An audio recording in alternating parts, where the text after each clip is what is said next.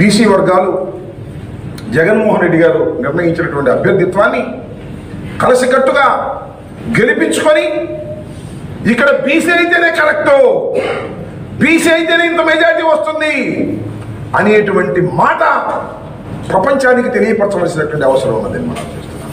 ఇంతకుముందు ఎవరెవరైతే నిలబడి మెజారిటీ సాధించి గెలుపొందారో వాళ్ళ మెజారిటీలు దాటినంత మెజారిటీతో ఇవాళ డాక్టర్ అనిల్ యాదవ్ని గెలిపించిన రోజున బీసీలకు ఇవ్వడం వల్ల బీసీ వర్గాలన్నీ అద్భుతంగా పనిచేశాయి.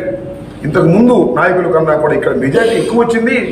ఇది ఎప్పటికీ ఇక బీసీలకే ఇస్తే బాగుంటుంది అనేటువంటి ఒక సంకేతాన్ని, సందేశాన్ని అన్ని పార్టీలకి పంపించాల్సినటువంటి అవసరం ఉందని కూడా ఈ సందర్భంగా నేను మనవి చేస్తున్నాను.